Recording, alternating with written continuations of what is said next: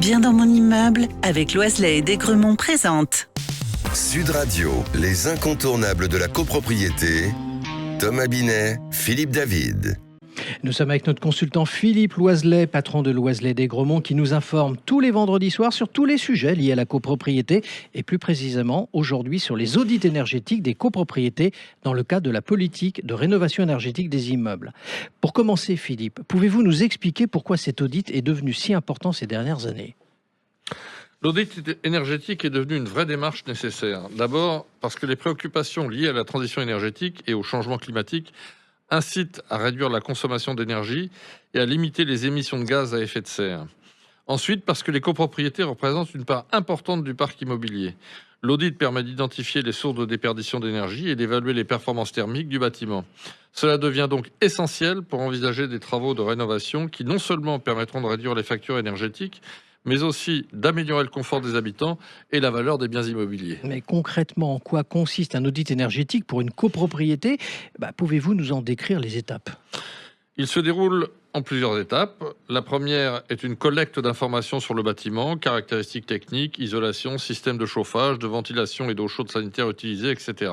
Ensuite, des relevés sur place sont effectués pour évaluer l'état réel du bâtiment et identifier les points faibles en termes d'isolation thermique, d'étanchéité à l'air et de consommation d'énergie. Après cela, une analyse plus approfondie est réalisée à l'aide de logiciels spécialisés. Elle permet de simuler différentes situations de consommation énergétique selon les usages des occupants et les caractéristiques du climat local. À la fin, un rapport est rédigé incluant une série de recommandations. Celles-ci peuvent aller de simples actions d'amélioration, comme le changement des fenêtres ou l'isolation des combles, à des rénovations beaucoup plus lourdes, comme la réfection complète de la façade ou la modernisation des systèmes de chauffage. Philippe, vous avez mentionné des recommandations variées, mais quels sont généralement les bénéfices de ces mesures pour les copropriétaires ? Les bénéfices sont multiples. Le premier avantage est bien sûr la réduction de la consommation énergétique et donc des charges pour les copropriétaires. Un immeuble bien isolé et équipé de systèmes modernes et performants consomme beaucoup moins d'énergie pour le chauffage et l'eau chaude, ce qui peut se traduire par des économies substantielles sur les factures. Deuxièmement, une meilleure performance énergétique améliore le confort des résidents. Un bâtiment bien isolé permet de maintenir une température agréable toute l'année, sans variation brusque de chaleur ou de froid.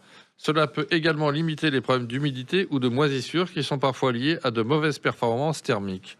Enfin, il ne faut pas sous-estimer l'impact sur la valorisation du bien immobilier. Un immeuble énergétiquement performant est plus attractif sur le marché immobilier. Aujourd'hui, de plus en plus d'acheteurs ou de locataires sont attentifs aux questions environnementales et à l'efficacité énergétique des bâtiments. Un audit énergétique permet de répondre à ces attentes.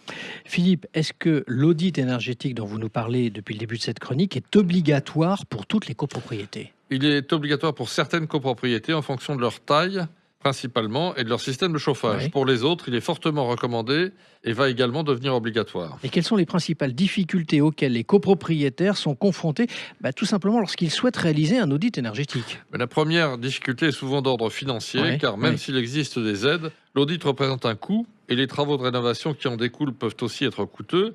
Ensuite, il y a la complexité des démarches. Faire un audit, c'est aussi naviguer à travers une multitude de réglementations et de dispositifs pour le financer, au moins partiellement.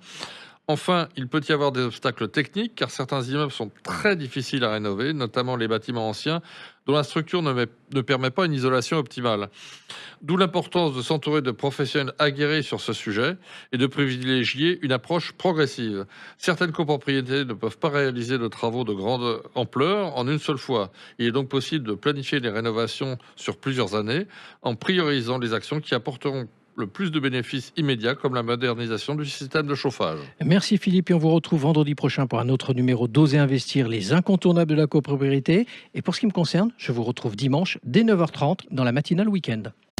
Sud Radio, les incontournables de la copropriété. Thomas Binet, Philippe David. Avec Loiselet et Desgremont, bien dans mon immeuble.